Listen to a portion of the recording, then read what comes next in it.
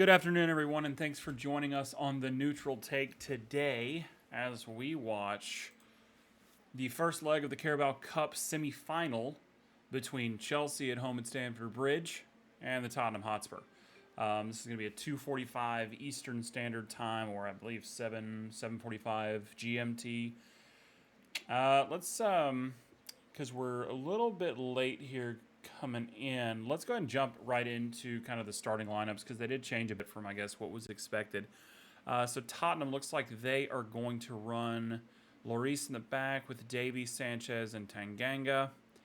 Midfield, obviously, you'll have left wing back as Doherty, center mid Skip. Højbjerg will also be occupying a center mid. Emerson Royal as your right wing back, which is a little interesting. And then you'll have Son, Kane, and Lucas up top. Obviously, Conte is going with a 3-4-3. Going against Tuchel with a 3-4-3, Chelsea will be coming out with a 4-2-3-1, and with the counterattacking we saw last week against Liverpool, should make for a pretty interesting contest. So, going back through Tottenham's lineup, Lloris obviously solid as ever, never shuts off. That's kind of evidence with his quick reaction save against Watford last week during what was, arguably a pretty dry affair. Davies, Sanchez, Tanganga, nothing surprising there. Neither with Doherty or Skip. Højbjerg, he's one of those players, he does ever so well in the basics, but he's rarely a standout. He's got a great work rate. I'd kind of compare him, obviously he's much younger, I would compare him a little bit to a Milner in terms of how he kind of moves. I swear he looks 40. I wasn't digging it to learn that I'm quite literally 9 years his senior. That was pretty surprising to me. Emerson Royal was a bit of an odd choice. I thought we'd see Reguilon, despite him being a bit more error prone. Son, I think everybody's waited years for Son to kind of break out more than he has. Such a talented player, and I think, some think he reached his peak last year. I think he had 17 goals on the season.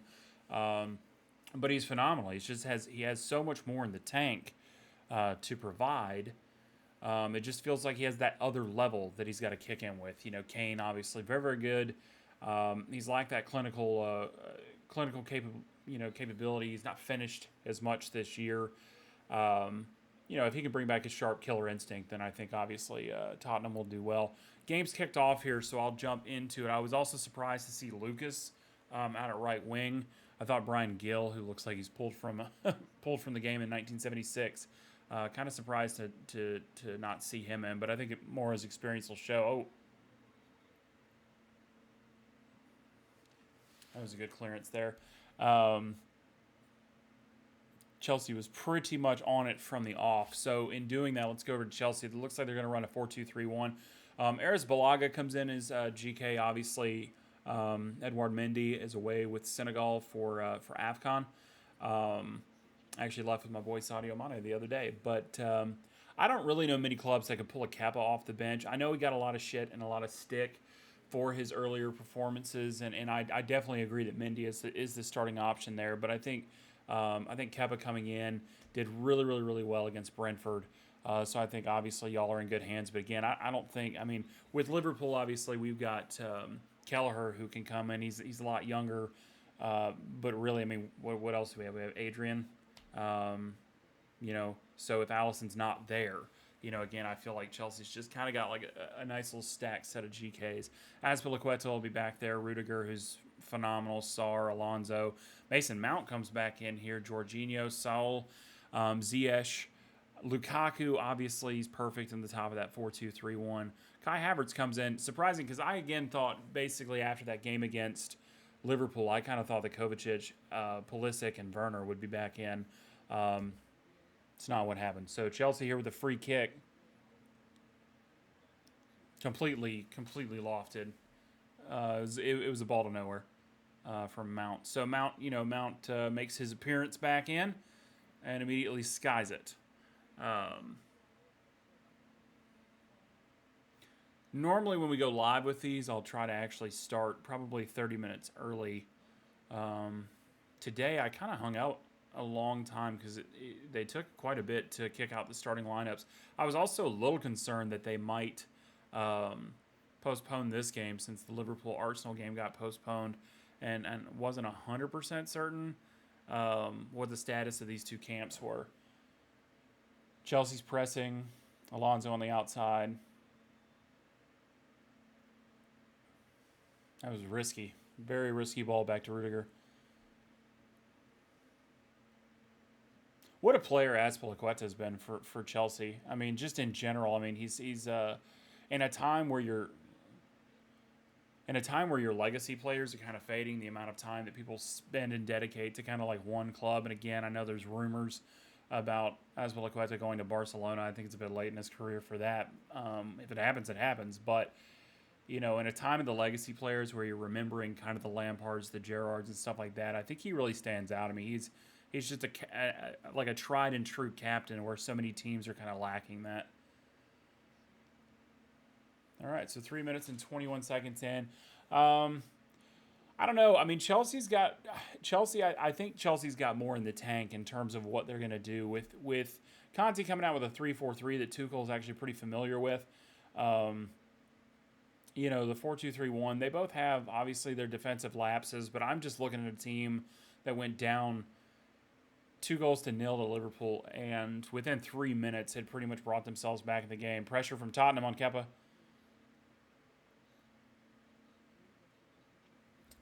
Kane was pressing there, but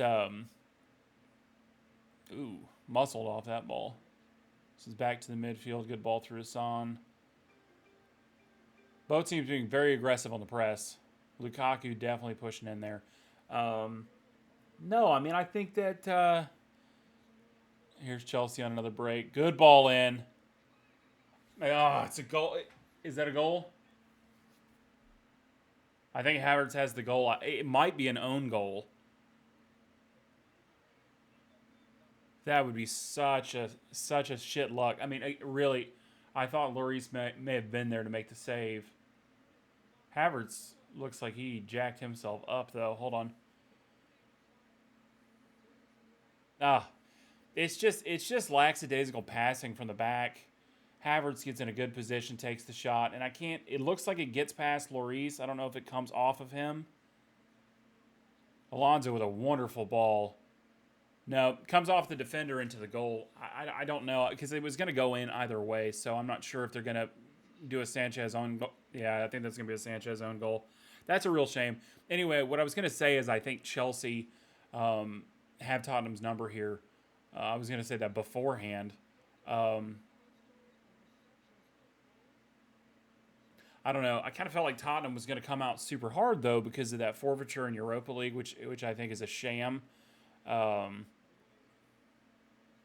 may have looked like his hand got caught either on the net or on the post, like he might have broken something, and now my feed is crapping out.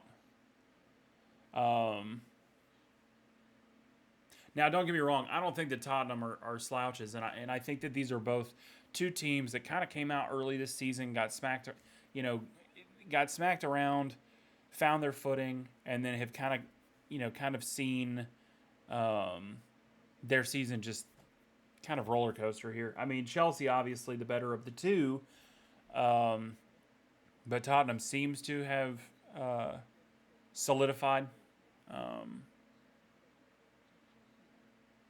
Yeah, I think Havertz, he's got a little bit of an injury. I don't know if it's something that's gonna. I mean, if you got to go out of the game, I mean, to get a banger of a goal in right before, and it doesn't look like it would be a significant injury. Well, I guess we'll see on that. But no, I kind of felt like Chelsea has like the much more difficult run of play coming up in terms of the sheer volume of games, because they're going to have the FIFA Club World Cup. Obviously, they've got Champions League and everything else. They've got, oh man, Kane was fighting hard there. He was just surrounded by the Blues. Lukaku making a good run, but Lloris is out to grab, disperses it out to the left. I mean, the 3-4-3. I mean, it's a good formation, but I mean, it can be, if your CBs aren't just on point, it can just open you up to counterattacks. And right there, I believe it was Davies that played such a poor ball across. Yeah, he just played such a. Is it Davies or was it Sanchez that played the ball? I think it was Davies that played a poor ball to Sanchez that got picked off by Alonso. Good ball up. Kane's in some good space. He's got nobody to go to. He's surrounded. He's trying to go down for the free. He might get it, actually. Nope. Ref's not going to give it. Chelsea's away. Looks like Ziyech on the outside, but Doherty tracks back, does a good job. Again, and it's nothing against Tottenham. We saw a lot of that. I'm not going to say it's lazy passing, but it's just short passing. I think maybe you're trying to appear as though you got kind of some confidence in play, and you just play one bad ball, and they're hunting you. And if you're being hunted, then that's the case. Looks like it's going on offsides. Yeah. All right, so Doherty was played the ball. Looked like a pretty decent run, but he was offsides. So let's talk here. So let's see where they're both at in the league, actually. So obviously, Tottenham's 6th right now on 33 points. Chelsea's at 43. Obviously, they're above Liverpool, but they have the greater and larger run of games. I'd have to check back and look. I had done some of the research before the game. I think Tottenham has actually a pretty rough run of games to come.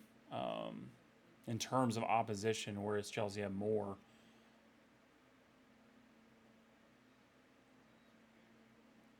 Obviously, they have the benefit of Stamford Bridge as well.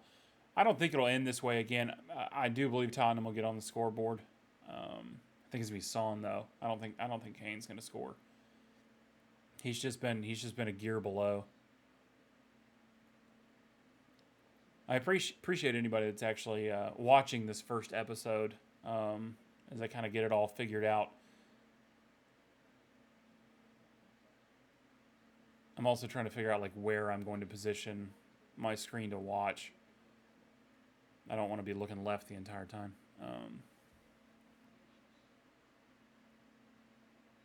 Good. I don't know about that. It's foul called on Lucas.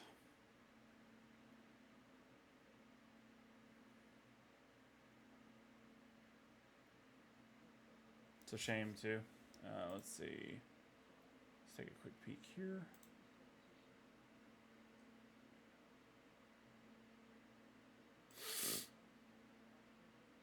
All right, so Havertz did register that goal, which is fine because it was going in anyway.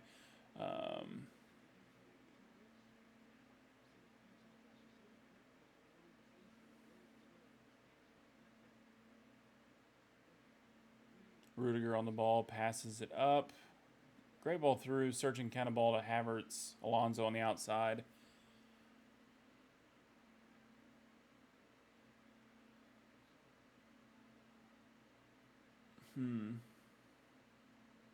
See, that ball back to Rudiger, it's through such a narrow space that I feel like if it's not cleaned, if it is a lazier ball, I feel like Son's going to pick that up. And if he does that, they're in some trouble. Alonso manages to kind of play out of the pressure there. Havertz on the ball. I don't know why the ref is holding that up as an advantage. Good ball in from Chelsea, but it's dealt with. Oh, not dealt with. Oh, Lloris with a good save to the near post. I think I would have freaked out if it had gone in. It just, you can kind of tell when it came in. It just didn't have the pace off of Havertz's boot. Yeah, it looked like they dealt with it, but there was definitely some confusion between the Tottenham players there, and they just played it directly to Havertz off of deflection.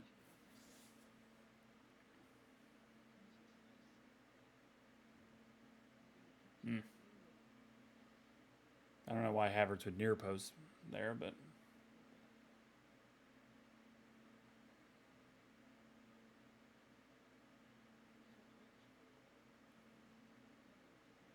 Mora plays a decent ball out to the outside. Can he get there? He does.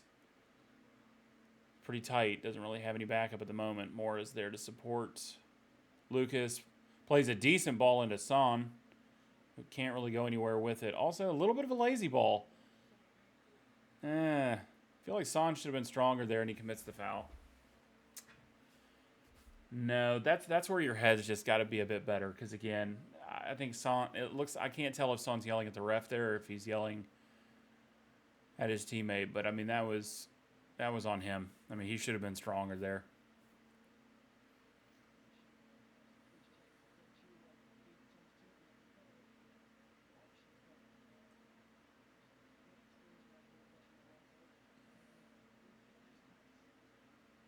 Mm. Chelsea with some really good pressure. Tottenham's out of position. They're going to have to get back into position. Excuse me. Havertz has the ball again. Havertz is charging. Decent ball played in. Long shot, but a deflection. I think that was searching.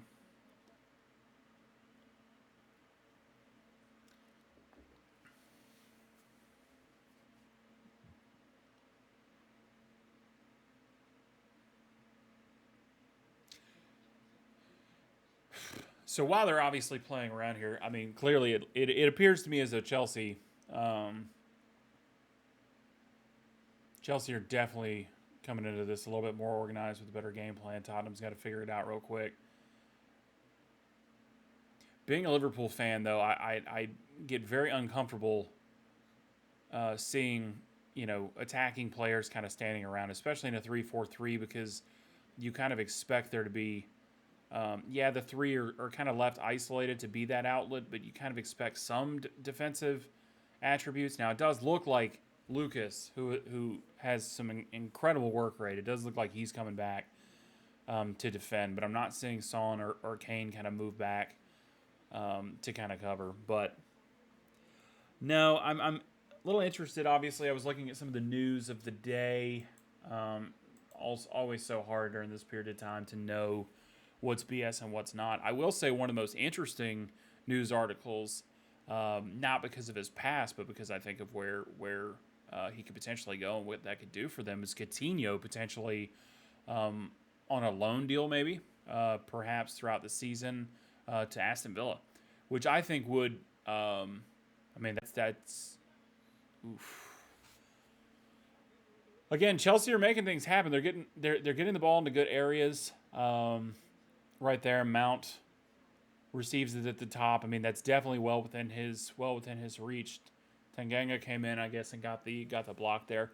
No, I think Coutinho to Aston Villa makes a lot of sense. Number one, Stevie G served as his captain for a period of time. I think that they would work really, really well together. I think the respect is there. Um, I did have a lot of angst towards Coutinho for a number of years after he left. I think I've kind of grown as an individual since then and kind of let it go. But I think for a team like Aston Villa that really is lacking a maestro and really any sort of, I guess, identity or understanding of what to do in the final third, I think grabbing a player like Coutinho, especially now that they've kind of got the wallet and the pocketbook to cover the loan and then maybe even potentially a transfer, a total transfer. I think that'd be a brilliant decision for them. I'm kind of curious as to what other players they would bring in to kind of build up, but I guess short term, I think it can't hurt. Honestly, a lot of people have kind of argued because Liverpool brought in Thiago, and for a period of time there was the belief that maybe they bring Coutinho back. That was never going to happen again. There's some bad blood in the fan base, I think, and again the way that Coutinho kind of dipped out. All of us want to believe that our club is the end all to be all, and that that's where players want to be. And so the minute that he made it clear that it was his dream to play for Barcelona to win trophies, we all kind of relished his inability to do so after leaving. Um, but there's no doubt. I mean, while Thiago I think is a phenomenal passer, um, he's a deeper set midfielder, and Coutinho, I mean, he is the little magician. I mean, his passing is incredible, but mainly his distance shooting, and that is what Liverpool has truly, I think, been missing. Because when we play a lot of these teams that sit back defensively, we have no concept of what we're doing. And in the final third, if we can't score, wow, what a shot! I think Ziyech took a. I think once it shows the other view, I think it's gonna be a bit further off than it appeared, but it looked good. Um, me see here. Not really. I mean, I'd have to see it down. Is it? Is it?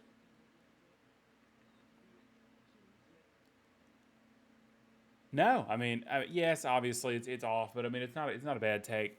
Um, but no, I think he'd be a huge asset to them because again, I think Liverpool when we play more defensive teams and we try right side shitty cross, you know, recycle left side shitty cross, you know, every once in a while you just want them to shoot. And I know Chelsea's seen that before too. At least you're taking shots from the top of the box. Um, I mean, Chelsea's definitely been the aggressor so far. There we go. Son again. Mora, I will say that Mora has kind of been an early bright spark. He's up for it. Um, I will say that while I've watched a lot of teams' games, I've not watched Tottenham as much as I should. I had a buddy of mine that was a Tottenham fan, and so I kind of made it a habit to not watch their games, um, to spite him. But I will say, um, I realize that it may not be consistent, but I will say that in watching kind of Mora leading up to that Champions League match between Liverpool and Tottenham, and kind of seeing what he was capable of against like Ajax and such, he's a very talented player, and I think he's got a great work rate. Um,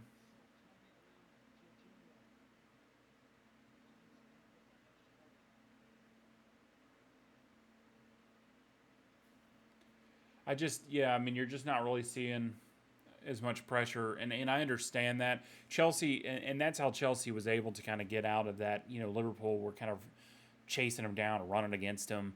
And any time that they didn't get any contact on the ball, Chelsea were away. So I think Tottenham's kind of given a little too much respect right now. I think they're standing off players a bit. I'd like to see Kane pressing a little bit like Mora um, is. I know that's not really his game, but at the very least, I'd like to see Son doing it, or at least tracking back a little bit because you're getting overloaded in the midfield if you're a Tottenham fan. Rudiger's on the ball. Rudiger is another player that I very much like. Oof.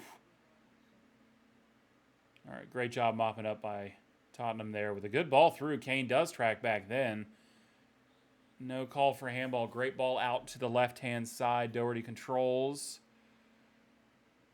It's just if anybody can get in the box, which they don't, he plays it back. Now would be the time. There you go, long ball. Out to the right, good switch. He's got nobody to go to. Play through right there. Oh, Kane gets blocked off, but that was a good ball. Maybe something a little sharper, and he could do something with it. I think I think Kane would have used his body and would have spun. I think he would have spun him right. Would have had a good shot there. All right, well that's good to see.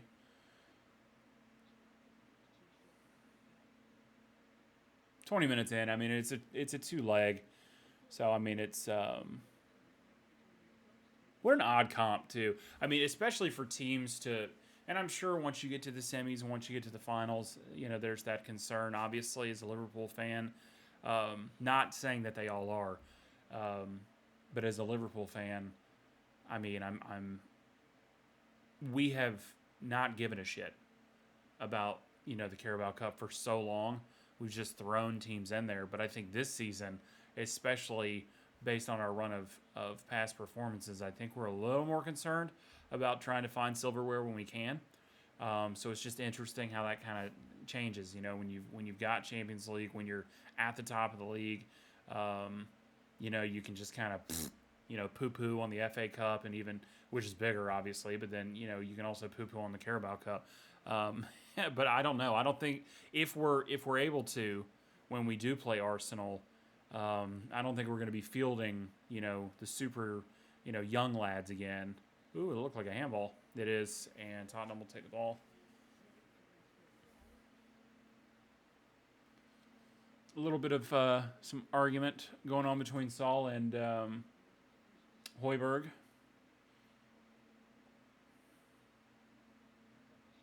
As far as the Lukaku thing, I know a lot of people are going to comment on it. They're going to bring up, I guess, their thoughts and everything else. I think that was a big piece in the news, and I think everybody and anybody wanted to get their word in on it. the way I see it, the way I see it, it's not not that it's not my job. It's not my place to be offended for other people. I'm not a Chelsea fan. Because I'm not a Chelsea fan, it's not me to go out and be like, I'm shocked at the fact that he would go out and say these things. I mean, maybe in terms of, what players across the league learn about doing things like that, maybe that kind of applies. But he had the conversation with the coach. Apparently, he apologized to the coach. He apologized to his fellow teammates. He's apologized to the fan base. And it would appear as though Tuchel is basically saying, look, water under the bridge. You did it. You did wrong. And I think that's important, even outside of football. I think that if there is a sincere apology and acknowledgement of wrongdoing, then I think it should be enough for everybody else. So that's all I'm going to say about it because, whether you approve of it or not, if this was Mane or something, yeah, I'd have more to say about it as a fan, but only in the sense of what my opinion is. Tottenham coming to life here a little bit. Chelsea, I think, still, I don't know about that. Looks as though there's a foul against Alonso. I need to see that back in slow motion. Foul on Royal. What is his first name? Emerson, I think? Emerson Royal. Again, I do appreciate everybody tuning in. This is my first. Up the Reds is the primary channel. The neutral take is just because I love football. I don't know everything. I even put in the description, poor punditry. I don't know everything. I've been watching for quite a long time. Started watching Liverpool in, I think, 2007, which compared to a lot of you is not that long. But was living in Portland at the time, and just we had a lot of soccer pubs and stuff in the area that I was unused to, being a North Carolinian where it was less of a thing.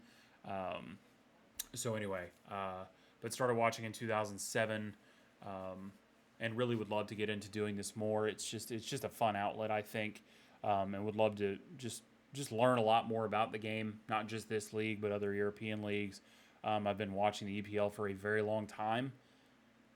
Ball in by Tottenham. What a great ball, but nobody to get on the end of it. Oh my gosh, and now Chelsea's away if they can play the right ball. Lukaku, I don't know that he'll have... Oh, he does. Lukaku's got the pace. Doherty's right on him, though, and it goes out of bounds. That was a good counterattack, but I just didn't think Lukaku had the legs in him. Anyway, I think that I'll hopefully get better with commentary. I have a tendency to get pretty pissy, and I'm trying to keep my attitude in check. I think we as footy fans tend to do that in general, but anyway, eventually I'm going to do these live. So eventually I will do these live. I'm just a bit of a pansy, and honestly, even now I'm trying to kind of find my voice as it relates to it. So there's no way that I was gonna go live, and then suddenly be faced with all these questions that I don't have answers to, and I definitely don't think I'm gonna get that directly after one game. But I'm gonna put the work in, and hopefully I can earn your viewership, and we can talk, have a good time, learn more about the game together, have fun with it, and then we'll just see how it goes. But if you have any care or concern, want to help model the channel and kind of move it forward, a like, follow, subscribe, ding the bell, all the goodness of that would be most appreciated. Both teams are coming out. I mean, they're coming out fast. I mean, I hate to keep bringing up the last game again. It's my last barometer in seeing both these teams draw against Liverpool. I think both teams showed an incredible amount of fight. I think, if I'm not mistaken, when we played Tottenham, it was a 1-for-1, then 1-for-1. It wasn't like we won, we scored 2 and then came back 2. So I think it was a little bit more of a boxing match instead of kind of that 1-2 punch in a row. But I mean, again, both teams are teams. Obviously, Chelsea was at the top, and then saw themselves kind of decline a bit. And again, I think they're starting to get their stride or their groove back. I think this whole, whether the league wants to act like it or not, I think the whole, illness debacle, so I don't get, a strike. I think this whole illness debacle and stuff is kind of just imbalanced, kind of the load in the teams. Because even Tottenham, obviously, you're starting to shore your stuff up as well with Conte. So I fully expect both teams to kind of get back into it. I actually fully expect Tottenham to finish in the top 5 for sure. It's not just because you drew us, because we were dreadful in those games, but Lloris had a great punch out, but a little bit of a risk there. And see, I mean, again, once the ball's played out, you've got Kane up top, but he's alone. Goes out to Marcos Alonso.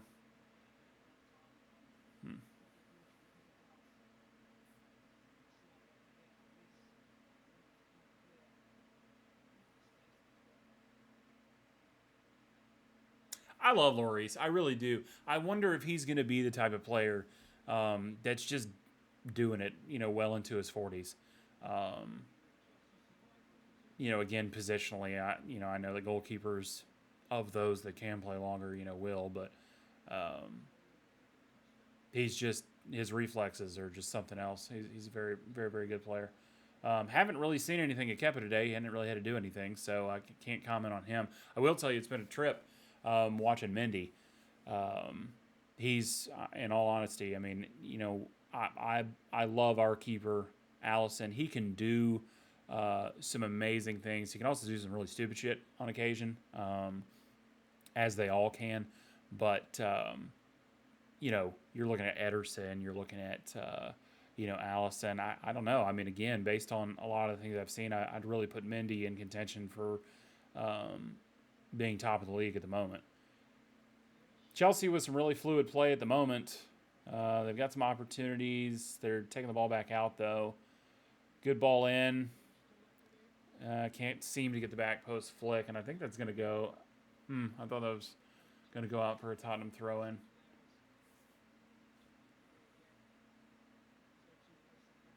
Yeah, no, clearly. Okay, that was Doherty.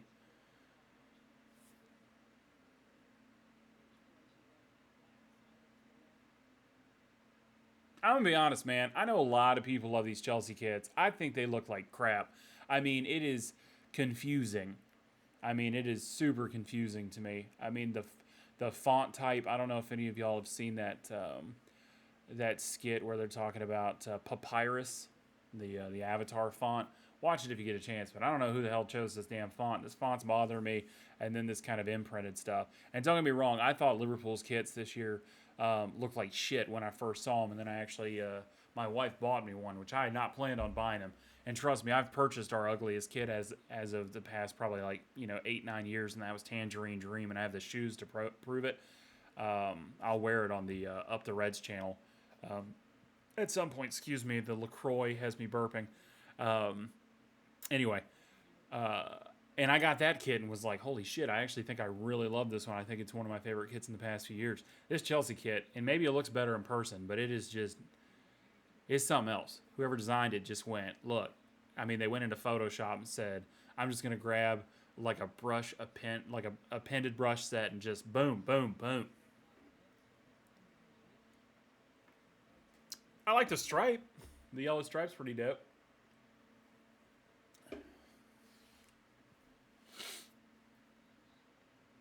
All right, 31st minute. Chelsea is currently up 1-0 against Tottenham in the first leg. Oh, shit. Side netting, Rudiger.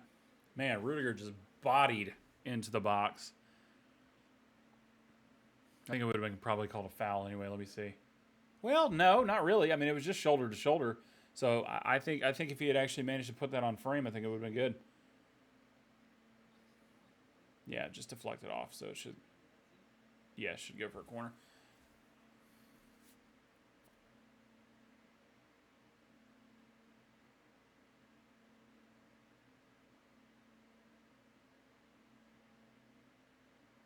Another clean ball into the box, but just headed out. Great looping header. It looks like Tottenham have it covered. Tell you what, if kind of glad that. Oh, see, that's what I'm talking about. Great job, Lloris. I wouldn't have seen that ball coming. I mean, you can see it coming. It's just how close it gets. And then he just dives between two of his own players and grabs at the feet. So he's brave, obviously, but he's also wonderful. I think his man had it covered, but still. Yeah, I'm definitely going to have to put like a TV here behind and watch, because even this screen, as far as it is, I can't see shit for who the players are. I'm just literally basing it off of positioning at this point. Lukaku looks like he got a bit off pace there. I don't know about that. That seemed awfully weak. I think he was going down. Get up, you big baby. No, stop. Don't help me. Oh, so your teammate can't. So the opponent can't help you up, but your teammate can walk in 2 seconds later and pick you up. Okay. You don't have to be pissed about it. All right. It's a foul.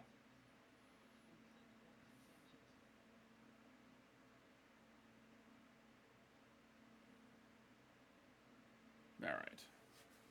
Yeah, but I will say the energy is impressive. I mean, both teams are slugging it. They're putting in their effort. Maybe not a lot to show for it for Tottenham. They've pretty much just been defending with a few outlet balls. That's something they're probably going to want to look at in the half, is kind of getting a bit more involved in the offensive side of the game, because, I mean, you're down one. What the fuck? Oh, shit. What is that an own goal?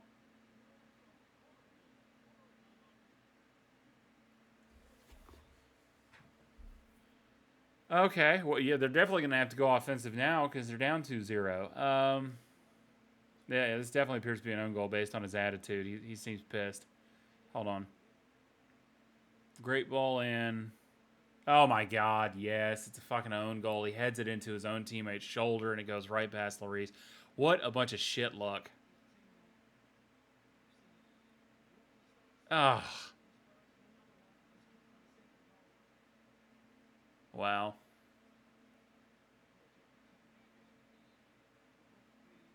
Off Davies' arm. Damn it. Well, I mean, look. Chelsea, what was that, like the fourth ball they'd had to put in? They had two corners and then the free kick off Lukaku, so three. So that was the third ball they'd had to put in. I mean, put a dangerous ball into an area, and even if your team's not there, see what the fuck happens,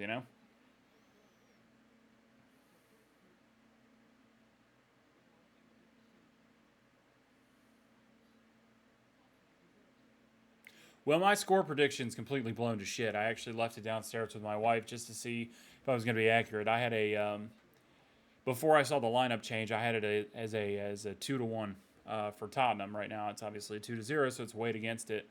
So mine's gone to shit. But I think Tottenham will still. I think they'll still get something back in this game, as long as they don't put their heads down too much.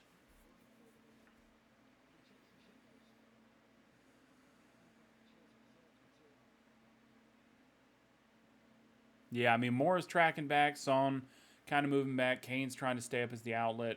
Their triangles are a bit wide, though. I mean, the 3-4-3 will widen the field, but they can't get the damn ball. I mean, this has got to be. Yeah, I mean, right now, I mean, Chelsea has 71% possession.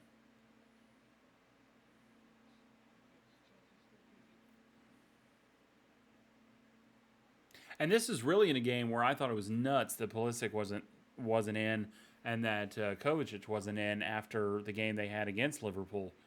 Um, yeah, and apparently, I mean, right call. Not to say that they would not have done what they had done, done the same thing, but uh,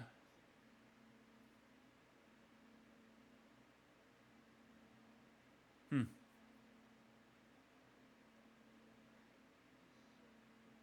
no. Tottenham just with a searching ball there, just completely giving it away.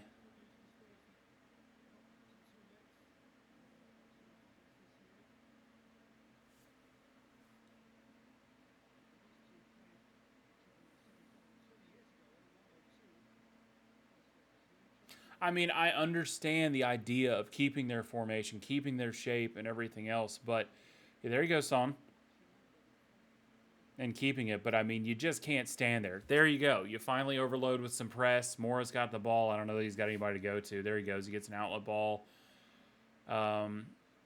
Somebody's got to make a run, because if you're just going to look back like that, you got nobody to go to. There's that lazy ball in the center that easily could have screwed him. He's going to get overloaded. I mean, I don't know if I'd call that a... Let's see. All right, switch of play to the other side of the field.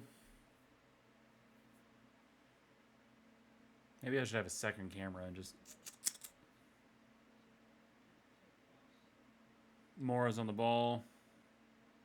Good ball out to Kane, but Kane's got 3 Chelsea players around him. He does get the throw in, though.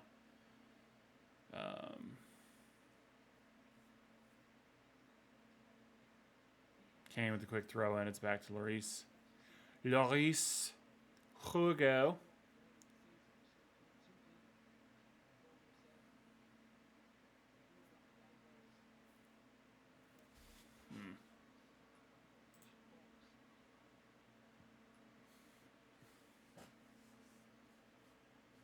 I think Winks was another surprising omission. I do. I mean, I think he was. I'm not surprised of Dele. I mean, Dele's just meh. I don't know. Dele may be seeing his way out soon to make room and some capital for some other changes. Oh, there you go. Decent ball in. Son's got it. Son holds on to it. He's got to go wide on this. There you go. He can get a ball in. Come on. Back post. Flick on. Arrizabalaga kind of biffs it.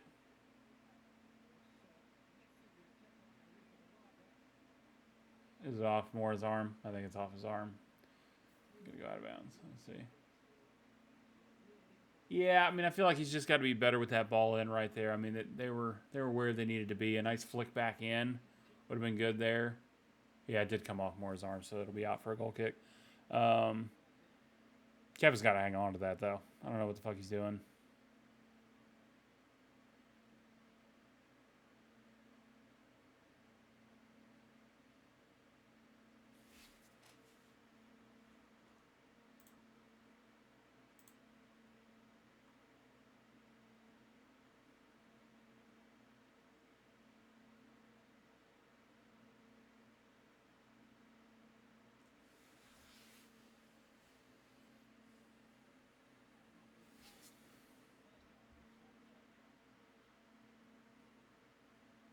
No, I mean, it's just not good enough. Tottenham is just, I mean, their passing's just not clean, and when they get it, they're rushing it.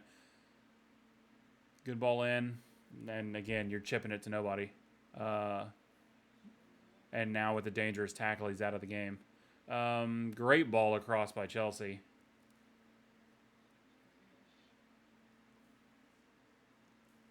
What a ball. Oh, Lukaku. That was a sitter, bro. That was a money ball. You wait to attack that. Freaking 5'8" Diogo Jota would have buried that shit. Gotta get that. What a ball. That was a great ball by Ziyech. Let's go and check out real quick just to see for scheduling purposes. Let's check it out here real quick.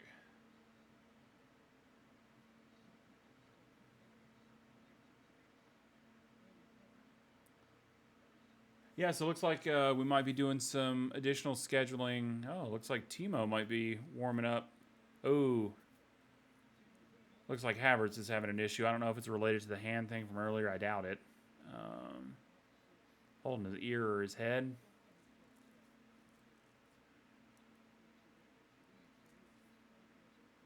Seems pretty upset about it, though.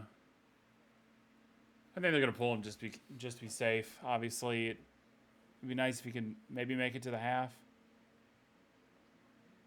Yeah, I think he's going to try to make it to the half.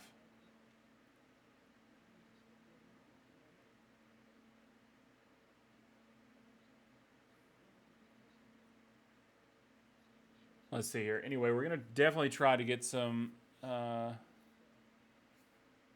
games scheduled to watch. Maybe we'll do Southampton and Brentford on January 11th. Everton plays that day as well, so we're not going to cover that one. Though it is Everton versus Leicester. No, because unfortunately I can't be a neutral. I just can't. I just can't stand Everton. So I couldn't. Even though Leicester and Brendan over there, I just can't do it. So no, it's going to have to be the Southampton Brentford game. And then the very next day, Jan 12th, which will be Wednesday, we'll be watching West Ham take on Norwich City, which will be a hoot, by the way. My coworkers, my previous coworkers, I should say, are all British expats, and one of them is a Hammer, and the other is born and bred Norwich. And I take pleasure every week in letting her know how completely shite her team is. What are they, like negative? What's their goal differential now? It's like negative 40, negative 34. So practically there. 43rd minute. I think we'll probably have maybe 2 minutes of extra time, if that. The only thing I can think is the time that was spent with Havertz trying to figure his stuff out. I think that was Lukaku with the ball in. Son has it. Son loses it. Decent ball. It's struck. Lloris gets it.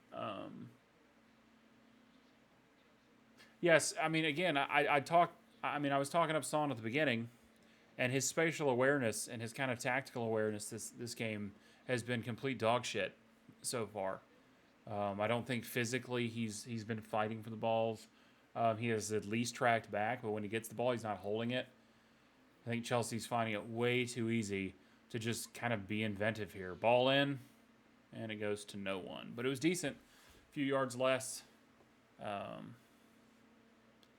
Ziyech is really serving in some tasty balls today. Order up of balls. All right, so let's take a look here.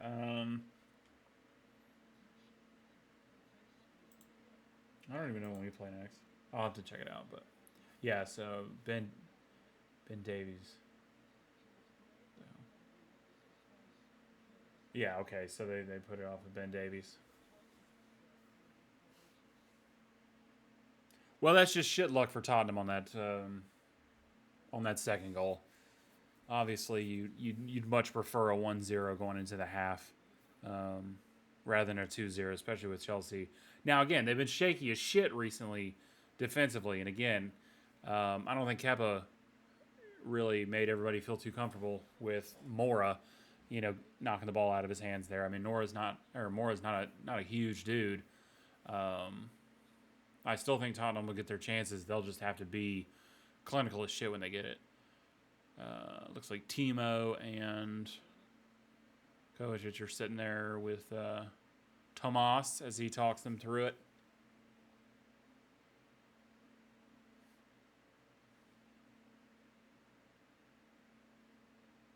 I do like Tuchel. He's funny. Tuchel is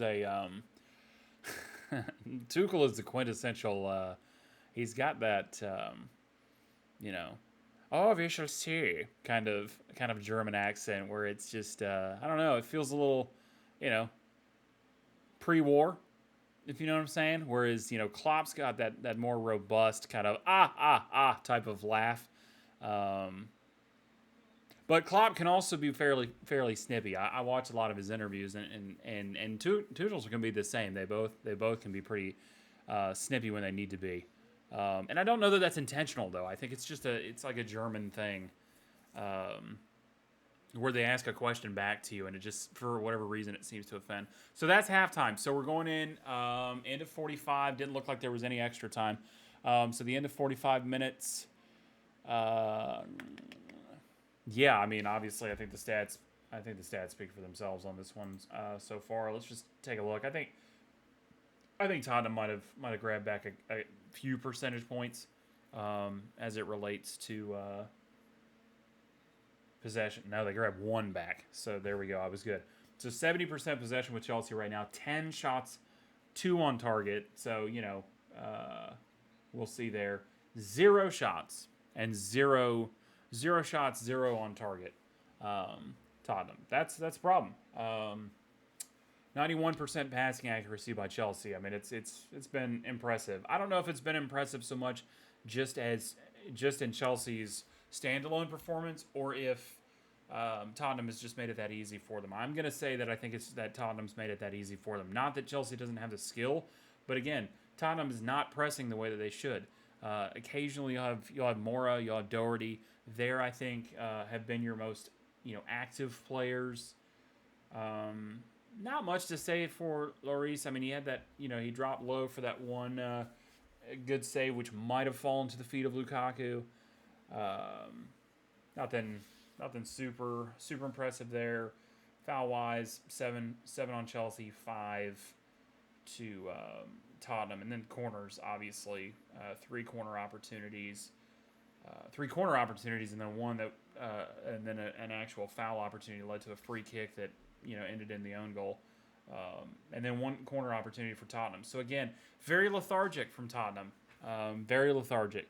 Just I don't know. I'm thinking, because again, I don't want them to pull Lucas for any reason. Again, I think Lucas so far has kind of been. Your most aggressive player. Nothing to write home about in terms of your back 3. And again, I don't know that you're not going to blame the second goal on the back 3. Communication wise, I mean, it's a header away from goal. That was just a good ball in and just hit somebody and goes in. It's just one of those shit moments. I mean, Højbjerg's been almost non-existent to me. Your midfield in general for Tottenham's been almost non-existent. Chelsea's they've just been the dominant side. I mean, that's all there is to say. They've just been the dominant side. Rudiger, Azpilicueta. I haven't even heard Azpilicueta's name, and that's just because they're not being used. Mount's had some decent possession. Haven't seen a lot from Jorginho, but Ziyech, I think, if I'm pronouncing that right, Ziyech, I think has probably been. Even though Havertz has the goal and really could have had a second, and then you had Lukaku kind of miss a sitter, so maybe outside of the one being just kind of unlucky, you could be looking at a 4-0 right now. I don't think Havertz takes the. I don't think he makes the right decision there in terms of where he's shooting. I think he needs to go across Lloris instead of near post, and it just didn't have anything on it. Yeah, I mean, Havertz has been good. Lukaku has been in the positions that he needs to be in. But yeah, Ziyech, I mean, just butter with some of those passes. Let's check out Twitter and see what people are thinking here. So let's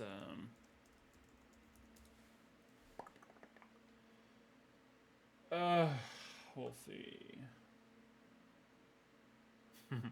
That's good.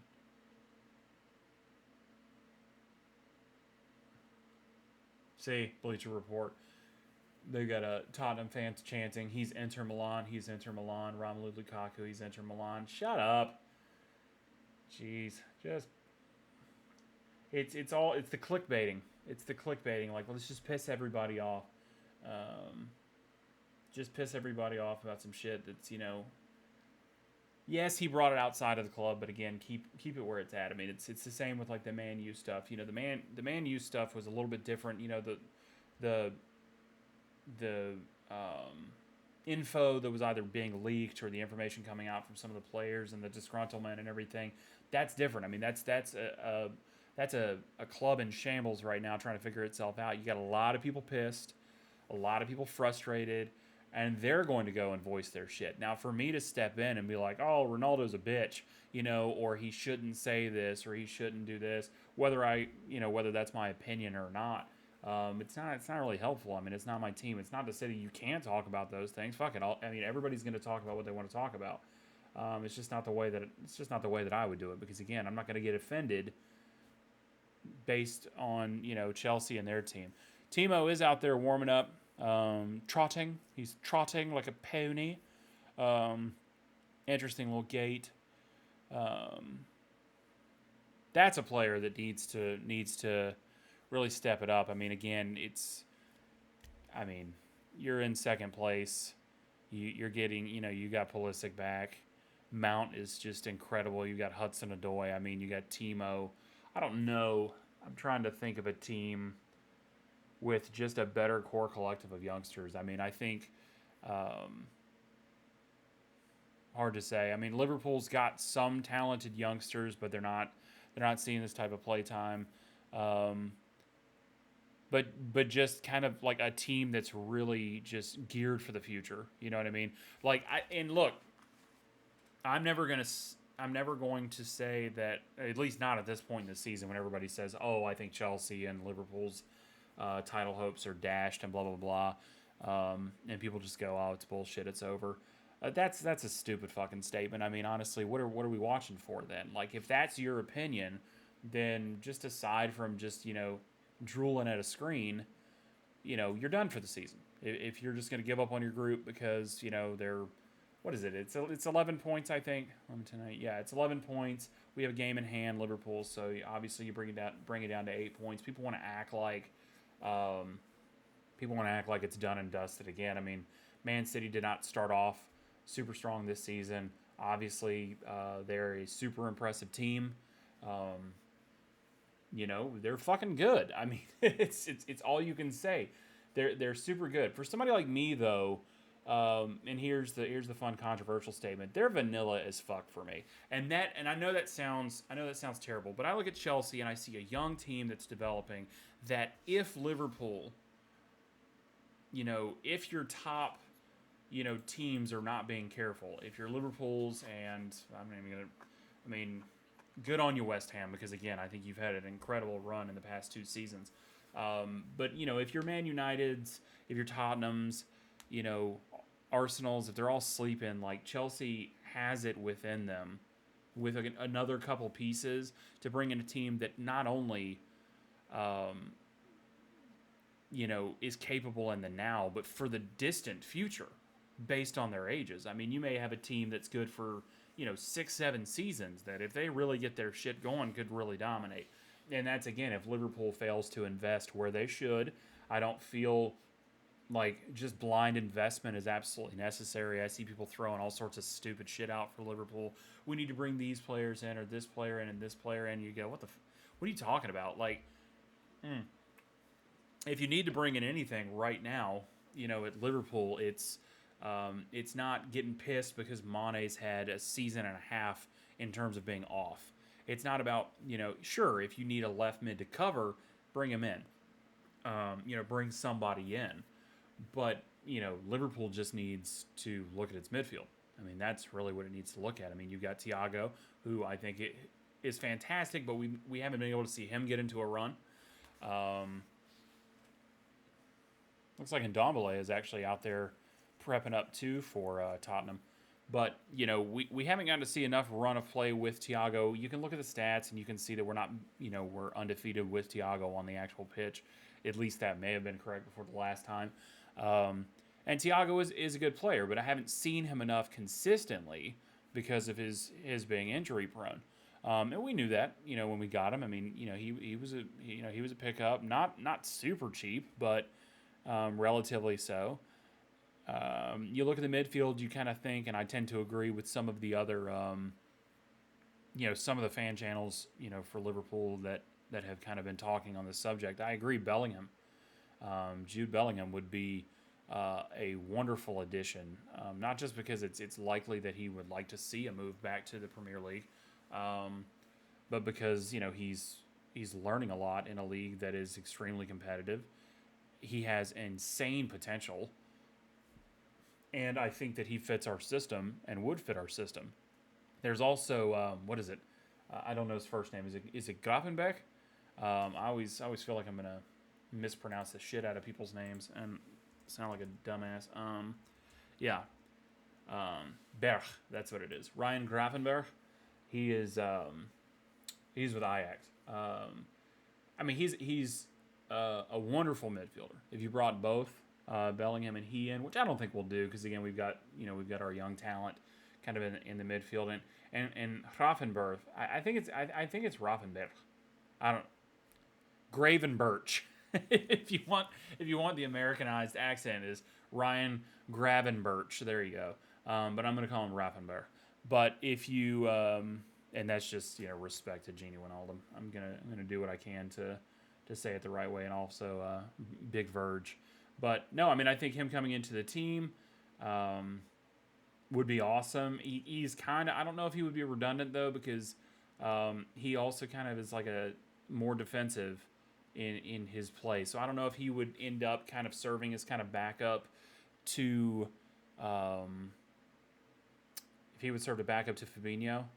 It's just really hard to say. But again, I don't know that Liverpool's going to splash the cash like that to be able to bring two midfield players in the summer, especially with us still trying to nail down a solid deal.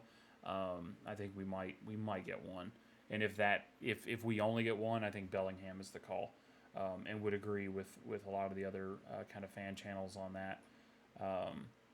But yeah, back to the original point, I think Chelsea's really building something. Man City is obviously a super talented team. We just think you're vanilla.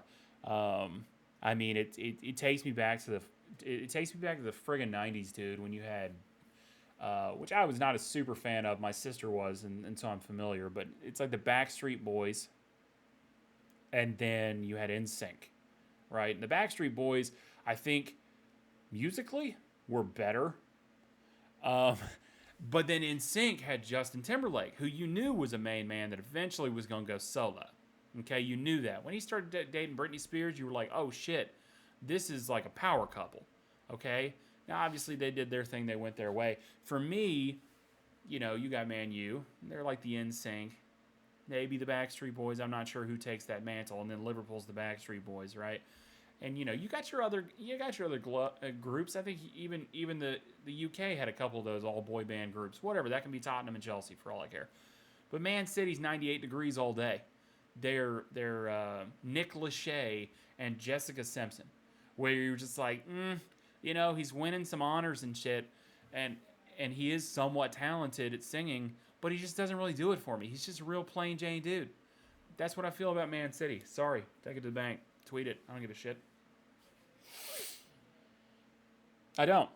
And that's not me just being like a bitch about it, because, they are, currently winning, because credit is where credit due. Pep is an incredible manager, and they have a very good team.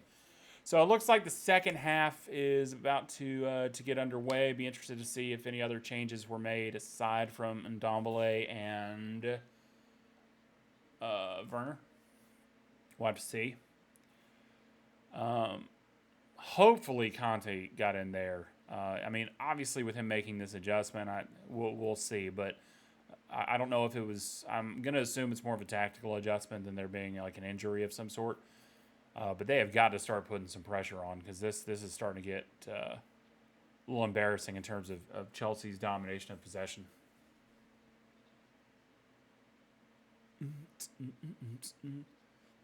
I didn't really want to wear a headset. I can't hear shit, by the way, because I'm not having it play. I might run the earbud next time. It's just I don't want my brain getting all twisted. Start saying weird shit, talking about Man City, but then mentioning like Werner, and then kind of talking about something else, because my brain's all over the place. I don't know what the hell is going on with Timo's hair right now. If you get a chance, go back and look at Timo's hair. His shit's all just palmed out. I shaved mine today. Smooth. Space monkey. All right, let's see what we got. All right, second half's kicked off 2-0 right now with Spurs. Spurs being on the unfortunate end of an own goal. But the first goal was solid.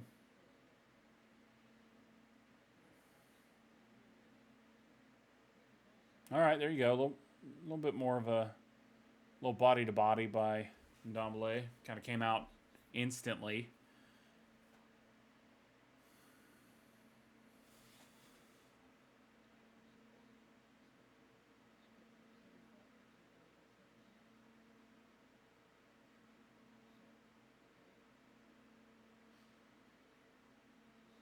Lee on Twitter says Emerson's 22, never played right wing back before, and never played in the best league in the world. He has played 10 games, had COVID, and everyone thinks he's shit.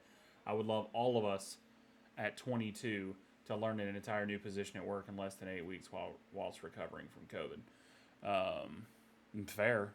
I mean, that being said, I don't know what his salary is, but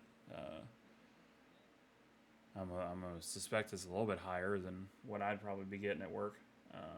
I can learn. Not me. I mean, athletically, I'm just poor. Um,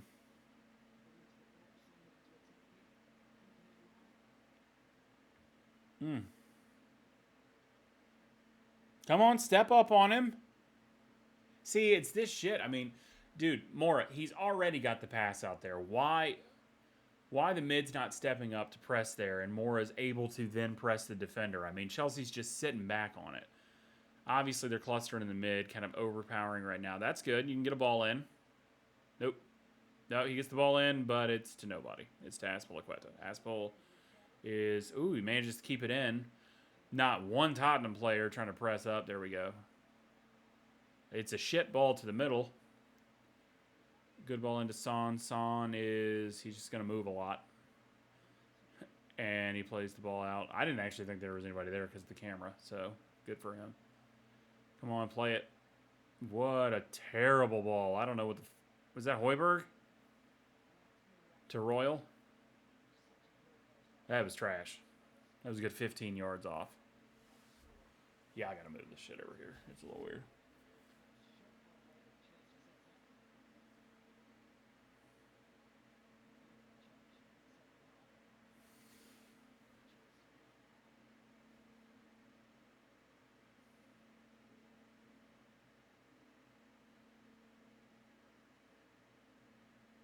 Ooh, stripped off Rudiger. Good ball in. Kind of looked like it came off his arm, but it didn't. Play it to the center with Son, who plays it out. Nice. Tottenham has a decent little run of play. I don't think he's going to get off that. Ooh, they're going to call that a free kick? I got to see. Yeah, we got to see on that.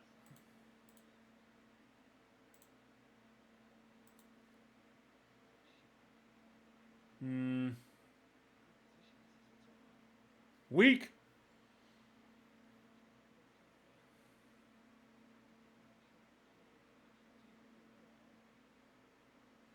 That's some weak shit. I was enthused from the Man U game the other day when I saw that, was it Kelly? Might have been Kelly that was allowing the boys to kind of play on a lot of shoulder-to-shoulder stuff. None of this kind of like bitchy, falling every 5 seconds with the slightest touch. Because I tell you what, man, Arsenal, ooh, granted, Xhaka, I would have been so pissed. Because, granted, I guess some can say, yeah, it's a PK because his body was in the way, but he pulls out of it, and at the same time, barely a tug on the shirt. Nah, Man City stole that PK. But, not necessarily their fault. You go down the right area, and the ref gets to make the call. Was it this ref? It might have been this ref. Kane with a great shot in, but it's saved. Kepa gets down into his right. It's out for a Tottenham throw-in.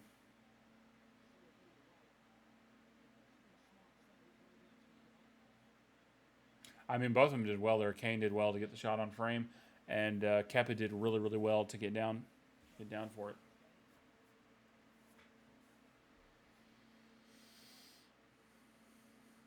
There you go, Tottenham. You finally got a shot, and on goal.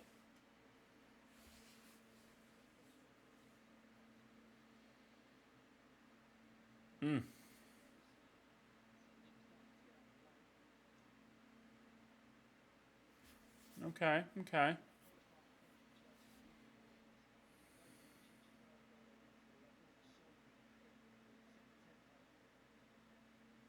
There you go. All right. Tottenham's starting to string some really good passes together. If Mora can bend off, nope, Son takes it. Son's got to create some space for himself. Instead, he gets clean foul. Well, at least the ref says it's clean. That's what I'm saying. Son's got to, I mean, it felt like he was kind of looking for that. Timo's really putting the burners on. Sanchez with a very nice tackle there.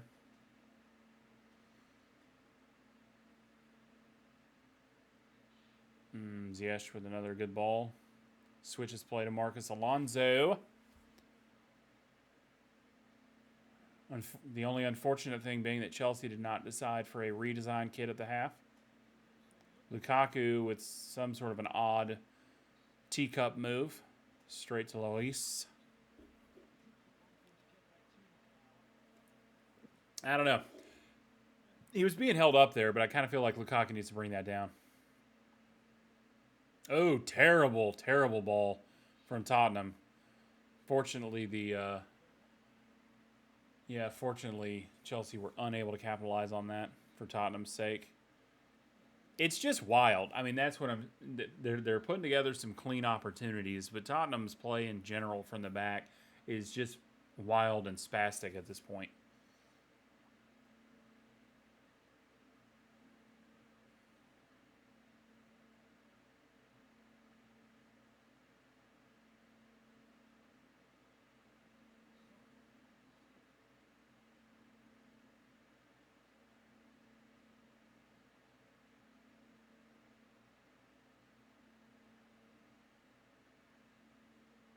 Oh, nope.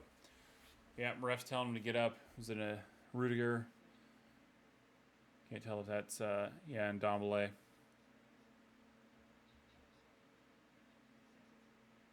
Rudiger says, not in my house. Get out with that.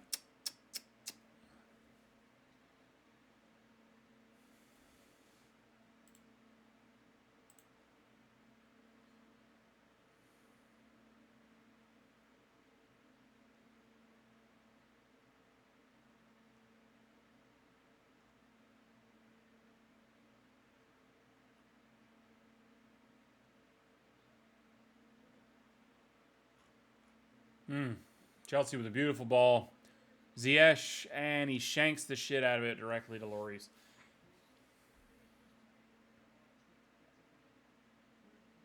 I mean, Lukaku receives the ball, decent little pass off. Ziyech has time to settle it, but he's leaning away.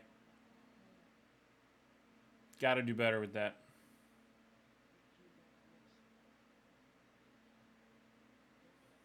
I mean, I can say that. I mean, fuck, I right angle the shit out of myself every time I play with a soccer ball in my yard, so whatever.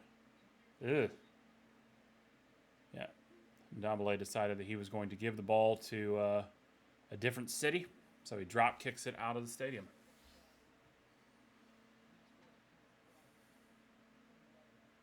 I don't know where to sit.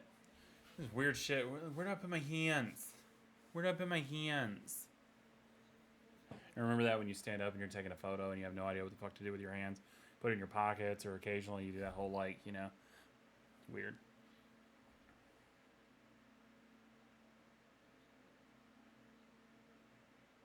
Definitely do appreciate everybody who's tuning in. Again, this is the Neutral Take, where we watch both EPL and Euro competition and league matches. Provide poor punditry. This is our first video. I say our. I'm not a multiple personality, and it's just me by myself, so that was stupid. This is our first video.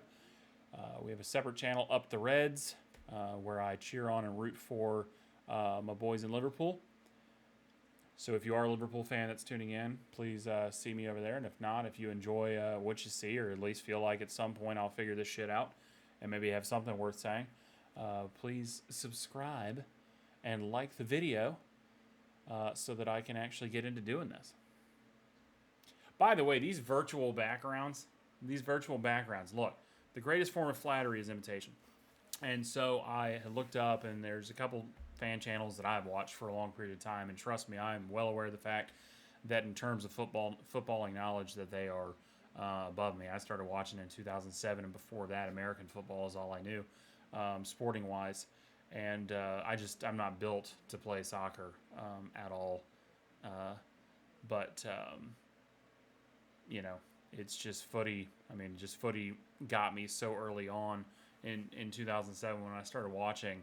I was hooked right away, which is weird because, you know, for the longest time I'd watch it and it was like watching baseball on TV. I just couldn't get into it. And then it was just that right time and it was just the right game. And oddly enough, it wasn't even Liverpool. The first 3 games that I watched, it was Stoke. It was the Potters. So I don't know what the hell I was on. But once I watched them, I was kind of like, all right, you know, it's not bad. But it was the league that I fell in love with because I was watching MLS at the time and was supporting the Portland Timbers.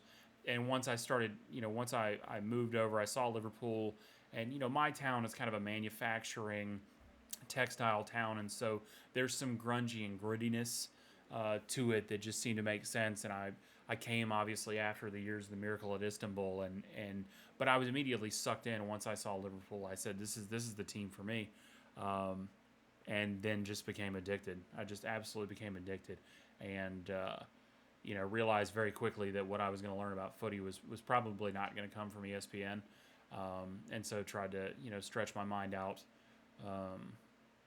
And learn a lot more about the game, but yeah. So I mean, I'm super excited to be stepping on this venture. But anyway, I've watched some of these other fan channels because I still remain a fan, and even if my channel does grow and does build, I'll continue to watch them. I think I think they all have brought a lot to this. Whether some people think they're funny because they're super angry, or whether they just truly have the pulse of the fan base. And represent them, or if they're argumentative, vice versa. I just find them to be very helpful. But anyway, I've done Photoshop for a number of years, and decided that I was going to do one of these virtual backgrounds because I just have not invested the funds in the room to make it look like such a dope space that at least that I'd want to put on camera. And it's hard as shit. I mean, it's absolutely terrible. My brain is not thinking 3D, like not at all. And so just the concept of doing it, like I felt graphically I could get some shit done and make it look okay, but like the 3D part just blew my mind. I kind of like the one that's for Up the Reds a bit more. Feels like I'm like in some sort of a basement cave, so you can always hop over to that channel, YouTube it Up the Reds, and check that out at some point. But we'll just have to see. I haven't even been updating the score here. I am absolutely terrible. So let me go ahead and do that. I'm going to actually, no, I'm going to go into this preview mode. Hopefully you're not hearing all these clicks. I had to switch to try to get a different mic, or to get a different keyboard, because my other one is a mechanical keyboard. Man, it is hella annoying. All right, let's just transition that. So there we go. Sorry. 2-0, and I'll add a clock. Probably in post-processing, you get all that shit hammered out by the time I actually go live for the first time. I know the first shit I'm going to get is some troll that just makes me feel like complete trash about myself, but we'll see. But no, here's my mechanical keyboard. I can only assume that you're picking up on that, and that's not what we're doing. So now I'm going with a Logi keyboard that's actually for my Mac Mini. And it's a hell of a lot quieter, so... 58th minute, still 2-0. Ow, it's gotta fucking hurt. I mean, Tottenham's definitely been more lively. I don't know that I would say that they've really created a lot. I'll kind of cool it a bit as I did just kind of go down like the story of me there for a minute. So we want to get our focus back on the game. I do like this though. Romelu Lukaku had a message for the Tottenham fans after Chelsea's second goal. I mean, it was an unlucky goal.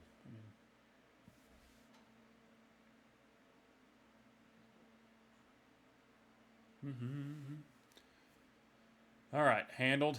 Just absolutely terrible first touch, but whatever. Let's just see what happens there. Nothing. Pulled back. That's a definite foul.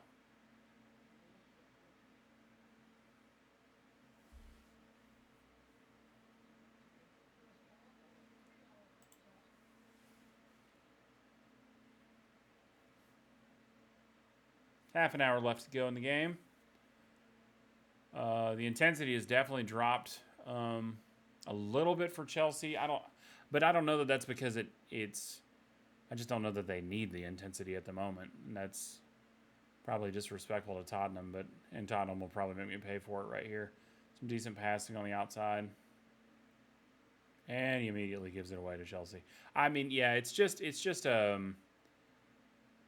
being slightly off. I mean, honestly, it's saw the same thing last week with Liverpool, where the final passes, everything, it was just gross. Chelsea with a decent move here. Was that Werner? Of course it was.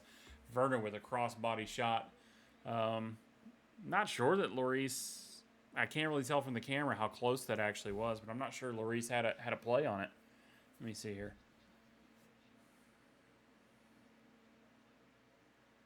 Great cut in.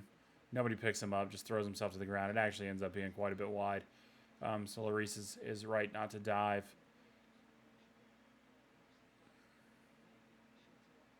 What the hell? Something has happened off the ball. A yellow card's been handed, I believe, to Sarr. Is that Kane that's on the ground? Can't tell. His face is in the turf. Just every single time.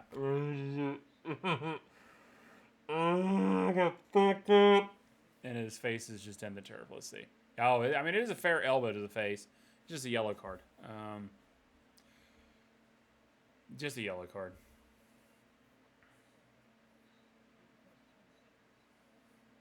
Especially, here's the funny part too. There's no way in hell. I mean, it's not even remotely close to a red card. But I'm just saying, there's no way in hell they even look at that for a red card after the fact that Azpilicueta took Mane's elbow to his mouth. I mean, he pretty much ate that elbow, and Mane got a yellow. And then later in the game, fortunately, for once, the refs actually showed some consistency in the game, and when there was an elbow against a Liverpool player, just delivered a yellow card as well. Because we all know this shit's gotten out of hand. I mean, some of this stuff in the box, and I'm not picking on Man City so much as I'm just saying it was a shame for Granit Xhaka and what was otherwise just a phenomenal performance by Arsenal. It's got to be upsetting because what you're doing is, and don't get me wrong, Salah's been in many of those positions, Mane's been in many of those positions. If it's something like that, you're rewarding this kind of response, like any touch, if I can catch the eye, hell, if I could play the ball into space, knowing that you're coming in at me, if I could play the ball just out of reach, and try to make it appear as though something's happened, no matter how light it is. I mean, I guess you'd say it's a form of gamesmanship. It just feels like we've got to get better. It feels like the bipolarity of where we've come from being like you couldn't get a card to save your life to now we're just throwing them out there for anything. Just, somebody blows on your nostril and you're just, which, technically in the world of C19, that could be an assault. I'm just saying. Good track back. What I will say is that Tottenham, at the very least, seems to have stemmed the bleeding. I just think that they need something to get back in this game. At the very least, a goal. Kane's on the ball now. Seems recovered from his nice little foot movement there, I guess. Seems recovered from his date with the turf. Mora kind of would have liked him to take that shot there. Great ball across, but it's out, and it's going to go for Tottenham throw-in. Let's see here.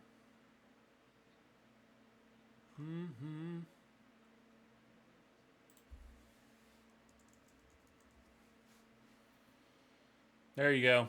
There you go. Tottenham gets a good ball out to the outside, play it in, and there's just, again, no polish on that pass whatsoever. I don't even know. I mean, he's literally bounced it off of Azpilicueta 3 times now. Azpilicueta is currently wrestling with his ass.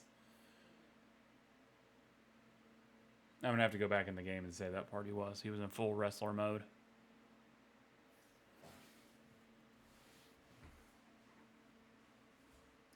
Mora's got the ball. Oh, great ball to Mora. Can he stay up? He can't. I think he tripped himself up more. That's why there wasn't the kick. I don't know what the hell was going on there. Looks like Lukaku shoved him down. Great long ball. Holy shit if he's onside. But Lloris gets a beautiful little save. Is the flag going to be up?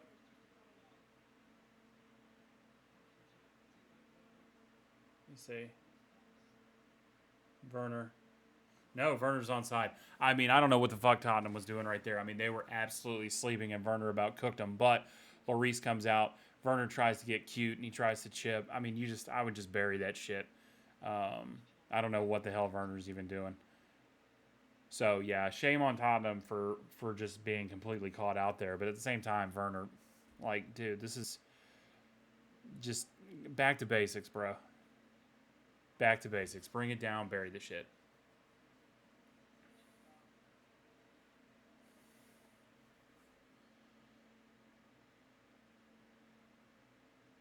Moore again with a decent little pass into the mid. Let's see.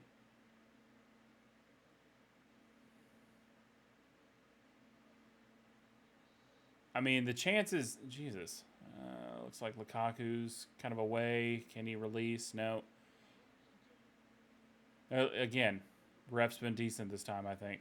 And Dombele can't receive a quick pass. I mean, I don't know what the fuck's going on right now. Honestly, it's like a salad bowl in the middle of the field. They're just all giving it away to each other.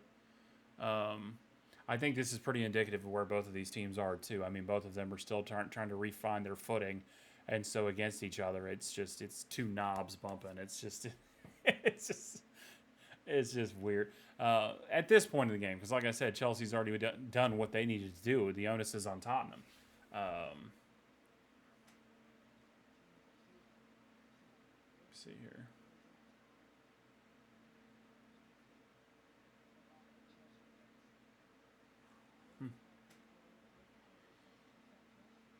Lukaku's got to stay on his feet too. Dude is like gigantic, but he's just going down.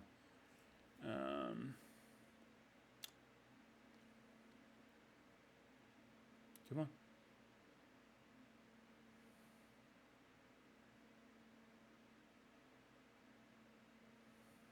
There he goes. Son's on the ball. Kane's got it. Just passing back. They're not playing off each other in the final third. They're trying to create space. Chelsea's not really buying it. I mean, honestly, in my opinion, Mora has been the bright spark for Tottenham. He really has been. And as a result, he tries it. Oh. Tries to slice it out of the air. Little volley there. I think that would have been... was that volley, or did he kind of chip it back behind him? Yeah, it's volley. But that would have been pretty good run there. Yeah, Mora's been the bright spark for Tottenham, which is surprising considering him coming off the bench, essentially for that to come into this game.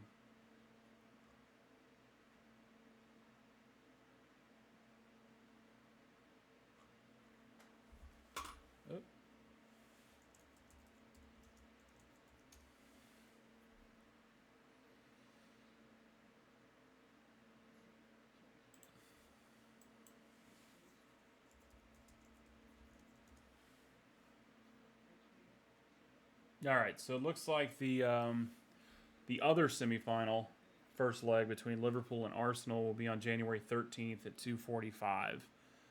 So I will be covering that match, as well as the previous one, which would be the FA Cup third round against Shrewsbury, January 9th at 9 a.m.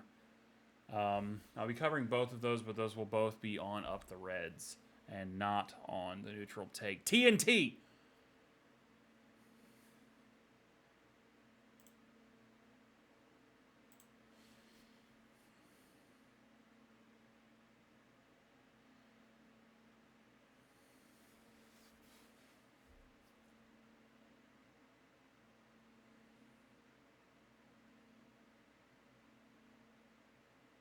Probably gonna be in the neck brace next time too, with all the turning. Definitely putting the TV here. That way, at least I'm kind of looking up and over. That's where it needs to go. It's just got to go up there, yeah. Because this whole left, it's not even part of my mount. So see, I've got two monitors on a mount here and here. So it's not too big of a, it's not too big. But the other one, because it's a lot bigger and I've got my key light here, it's much more left. So it's just cranking my shit. Oh, God.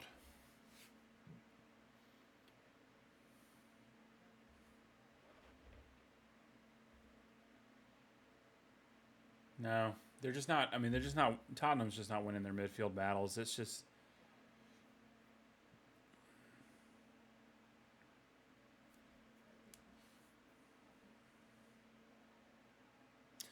If I was a Tottenham fan and my team had gotten effed over and pushed out of Europa, and I knew that we were struggling to try to get back in the in the top four, top five, and that this was a potential opportunity to get back into Europa, to kind of win this, I think I'd be pretty dejected at our performance thus far. Chelsea. I mean, here comes Kovacic too, so I mean, when is Chelsea's? I don't know when Chelsea's next game is, but I mean, again, I think they've got time to rest before they get back in it.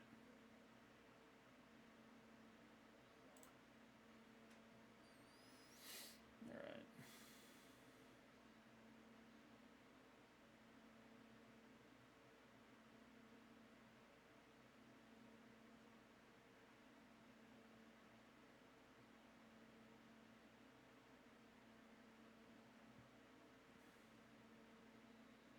Hmm.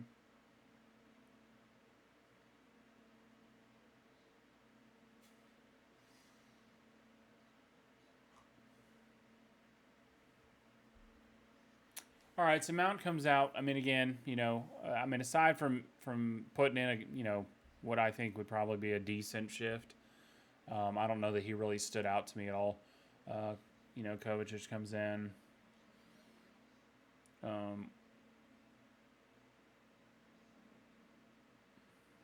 and then Loftus Cheek, Ruben.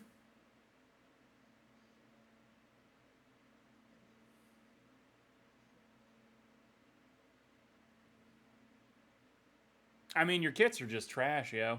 I mean, they're just hideous. They really are. I mean, don't get me wrong. It's not like the all. It's not like the friggin' whites of Tottenham are really just doing it for me. But I mean, it's clean.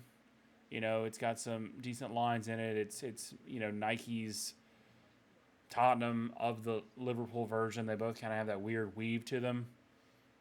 It's fine. But I do like the yellow stripe. That's what I'm saying. I just think there's more to be done.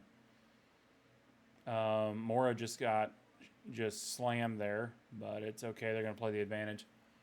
I'd like to see Tottenham play more centrally. Again, I think they're trying this wing play bullshit. Every time they do that, they pass it back, they give the ball away.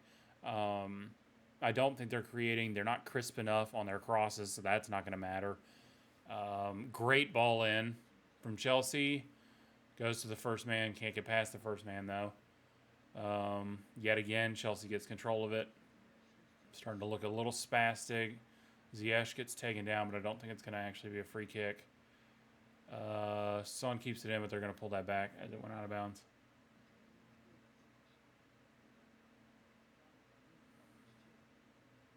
Yeah, Son must be a very frustrating player to watch. And I just say that because you know what he's capable of. You know his talent. He has straight up wrecked defenses before, including my own team. But then you get games like this where he's non-existent. He's disappeared. He's not getting service, so I'm not putting it all on him. I'm just saying that he's also not tracking back a ton to create opportunities for himself. And when he gets the ball, he's just not being physically imposing enough. There you go. Kane comes back. It'll be another throw in, though.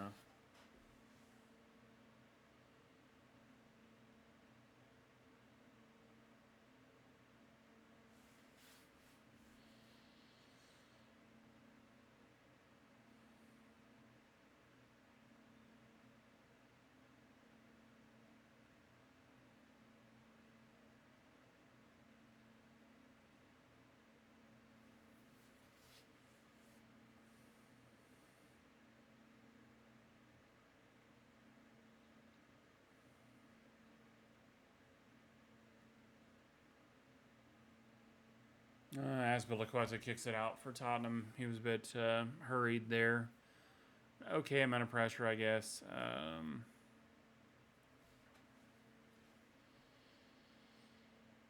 Yeah, I mean, Højbjerg just friggin' launches one up in the middle. I mean, again, there needs to be the clean central play, and I think that's what Mora's been pushing to. Every time he gets the ball, you see him kind of cut in centrally. He'll play the pass. He'll try for the 1-2. Um, Unfortunately, Kane and Son are off at that point. You got Ndombele that's there as well. Yeah, it's just too easy for Chelsea right now. I definitely expected it to be a far more evenly contested match. I mean, I will say, stats wise, it's probably a lot Oh, oh, what a ball! Ah, and he just Ziyech again. Just you know, obviously decides to send that one to the moon. But man, if he could nail those balls, you know, on goal and on frame like he can, you know, crossing it in, he'd be a dynamo. Yeah, I mean the possession 62% to 38%. So I mean Tottenham has regained, you know, 6-7%, but I mean it's still pretty telling. The passing accuracy is still dog shit. I mean it's 77%, which is where it's about where we were with Chelsea, Liverpool. So I mean they're having an impact with their pressing. 17 shots for Chelsea, 5 on target, 3 for Tottenham, 1 on target. Here's an opportunity here to get some space. I don't know if the runners are going to catch up in time. And then he goes down, but it should be a foul.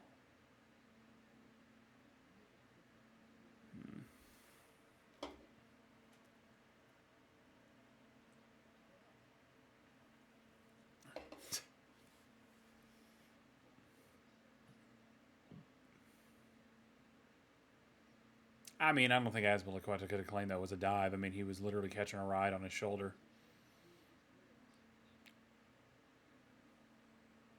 And it's kind of lucky that Rudiger didn't tear his jaw off of that kick, but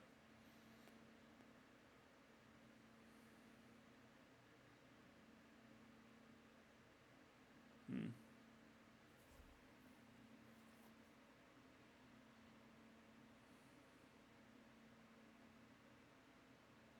I mean, one defender to the other. I mean, one defender to Azpilicueta, he moves the ball up 25 yards. Um, and then, of course, proceeds to kick it all the way across. That's Loftus Cheek, who kicked it all the way across and out of bounds to no one.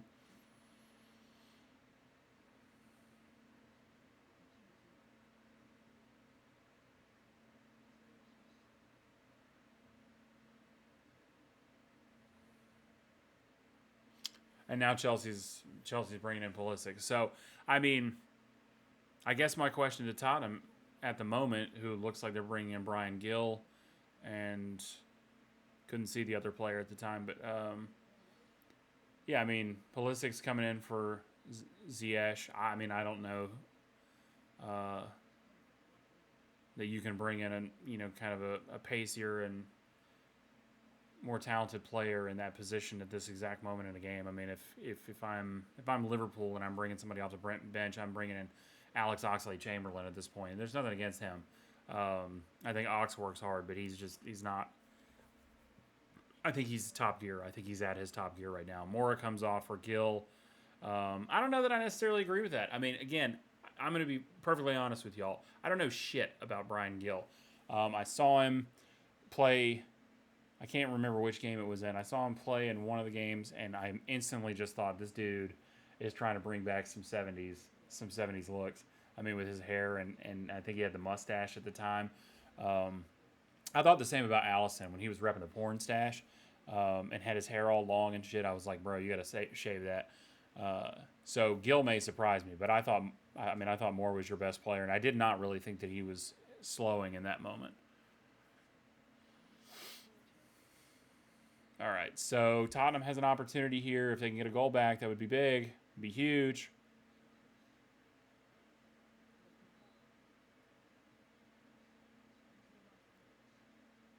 Oh, that was a heavy flick. Took it about 20 yards past and beyond everybody. It'll go out for a goal kick. What the hell is Carabao? Is it a drink? Because they keep throwing this stuff up, and is it even Carabao or is it Caribou? I'm gonna be so fucking embarrassed if it's Caribou this entire time because it's some sort of horned creature, but it actually looks like my tattoo, which is fucking horrifying. The logo, which is definitely not a caribou. Okay, it's a steer, but um, if it's like caribou, I'm gonna be fucking embarrassed as shit. But there's no I, so I'm gonna think Carabao.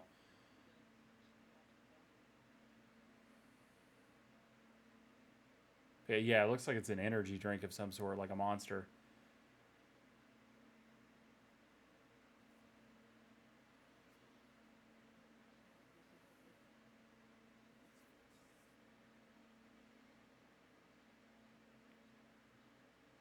I don't watch enough Tottenham games to know if Conte's like resting bitch face means anything. Like, does it mean like, because he seems pretty sad, but his eyes are also intense. He's like a vampire. So I kind of wonder if his face is that like the Kermit the Frog, like judgment face, or is that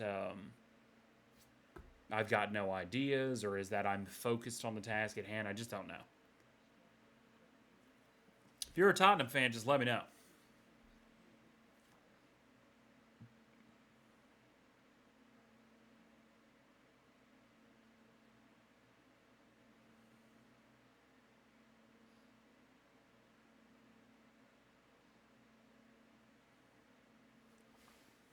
All right, Tottenham's moving the ball decently at the moment.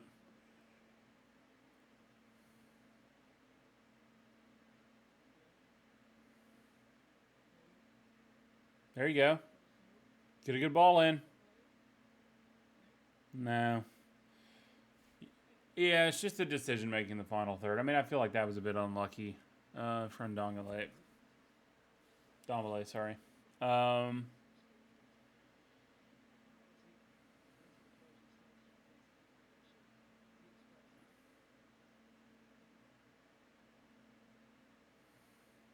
I mean, honestly, the width that's provided by the 3-4-3 almost appears to be to the detriment of Tottenham at the moment because I think that they need to push more narrow. I understand that a lot of these balls are being played by Chelsea out, but they're also losing the battle in the midfield because they are getting spread out. I mean, if you're gonna, right now Gill's charging. If you're gonna challenge the man, you've got to get on the ball. You've got to be a physical presence, and I mean they're just not doing it right now. I hate to feel like I'm weighing more heavily on Tottenham than the other, but again, I just feel like the intensity has just dropped off so significantly. And even when they were intense in the first half, that energy was just being expended on nothing. Um,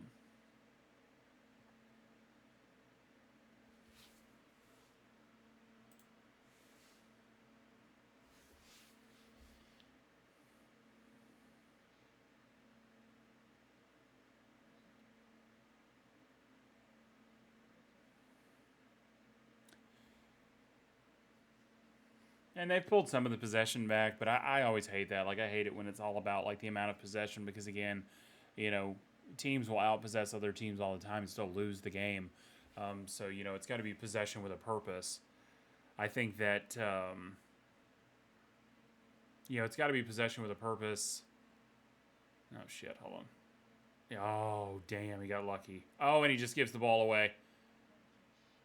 It's a shit ball to Lukaku, but Lukaku's trying to figure out what to do with it. He's dancing around, plays it back out. I don't think anything's going to happen with that. Um, but yeah, I mean, it's got to be possession with the purpose, but because at the same time, I think it just papers over all the cracks. I mean, I think sometimes people go, but Liverpool have all this possession, but this team has all of this possession, right? It's what you do with it because again, for years, I think we had like 21 shots, 31 shots, a game, but like five would be on target, and we'd have all this possession, but we just couldn't do it. That seemed to be a little. Let me see. Does he get stepped on, Pulisic? Ooh, right on the Achilles.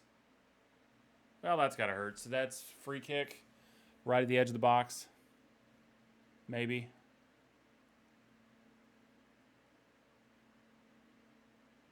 Lloris is setting his wall.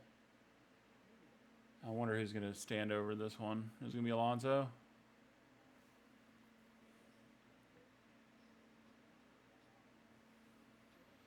Yeah, I mean, if Chelsea buried this, then Tottenham's going to have a hell of a second leg. They're going to have to not only get the clean sheet in the second leg, but they're going to have to dominate. Looks like Alonso's standing over it.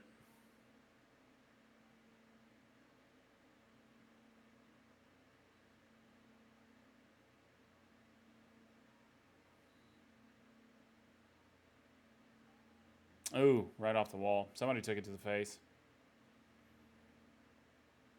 He's seeing birds.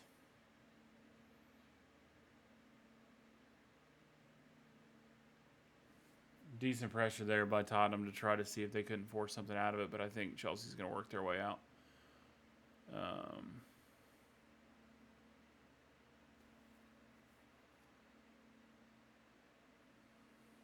I will say this: it has been an odd without the goals for Tottenham. Unfortunately, it has oddly been very similar to the Liverpool Chelsea game, where the second half was, despite there still being attempts at play, the second half was just a straight snooze fest in terms of either team actually creating anything. Um, I mean, I don't know. It feels like Chelsea just kind of got it done early on. Um, and I don't know that I would say that. I mean, again, I would say that Tottenham's is unfortunate in the own goal there, um, for sure. But even if it was a 1-0, I think it would be. Um, I think they'd be giving Tottenham too much credit for even just holding it to a 1-0. I mean, I don't think that anybody would argue that this hasn't been a controlled performance. I'm not going to say dominating, but a controlled performance by Chelsea.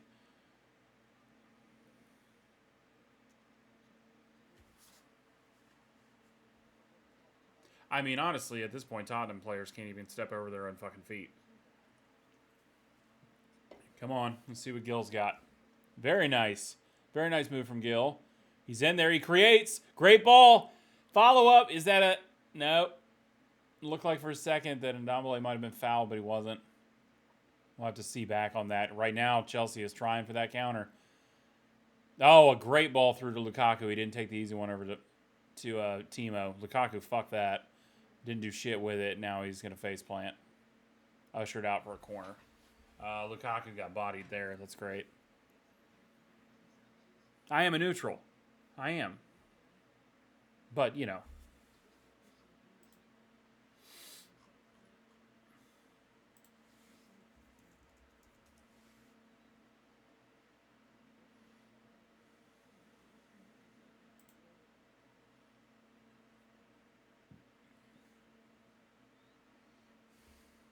Aspilicueta seems to be in a little bit of pain here.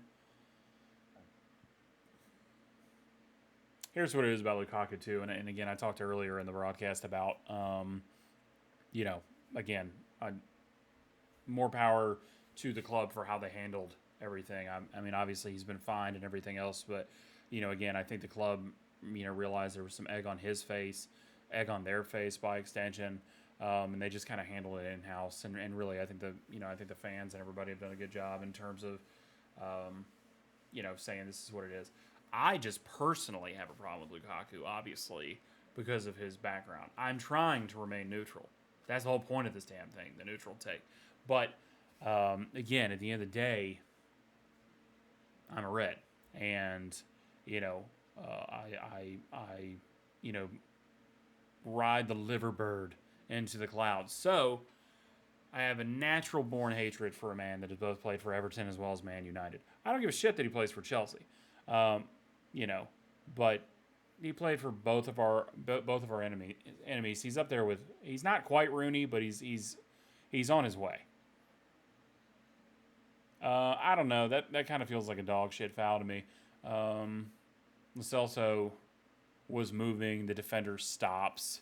Lo Celso's got his eyes on the ball. I don't know. It doesn't feel right. Jorginho.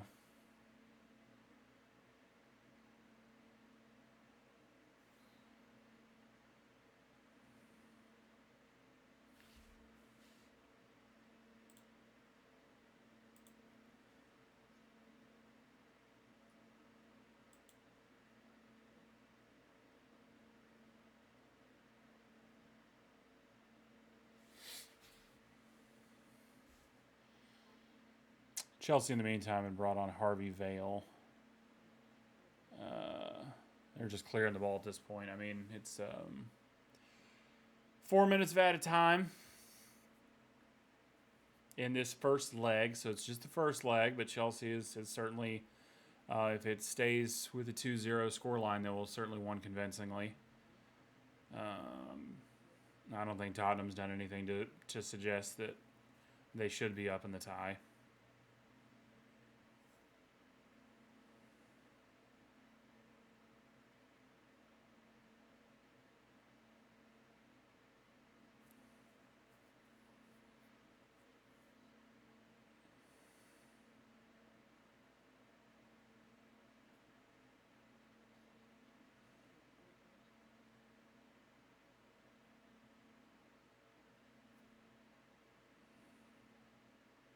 I don't know. I mean, again, Conte has had some incredible success with the 3-4-3, but Tuchel is also had success with the 3-4-3. So now that they've kind of moved to this, you know, 4-2-3-1 type of thing, I just don't know. You know, I don't know. I just think it's whatever's happened. It has either been just kind of two coaches that are very familiar with the um, with one another's formulas, and one just got it right, the other did not. I mean, I don't know. Um,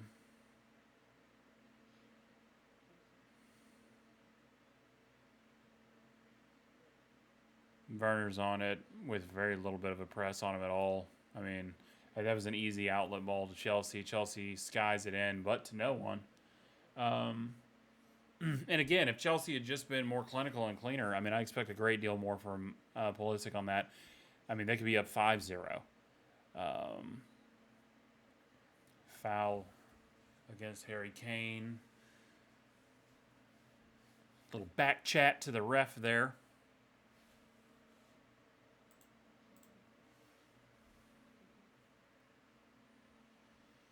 Chelsea fans are all in one voice.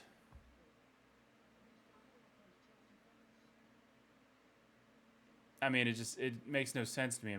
I mean, straight up, Højbjerg backs off a ball that is headed his direction and allows Chelsea to take it over. I mean, it's as if he's allowing the shape, maybe a zone, to dictate. You know what I mean? Look at this. I mean, they're in their box and they're still not being wholly pressed. Now they are, finally. I mean, hell, they're pressing more outside of their box than they did in it. All right, here's Kovacic. Werner holds on to it. A chip to Lukaku, who hits it with his purse directly to Lloris.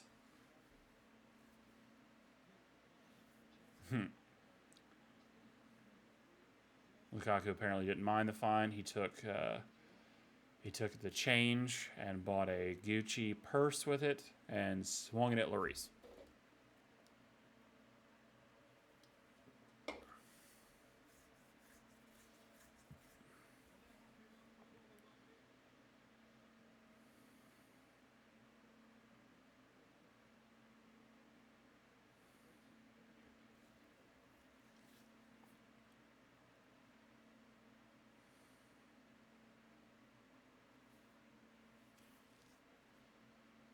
I'm actually getting more and more frustrated with the fact that Liverpool was unable to take 3 points against both of these teams, and especially because we couldn't do it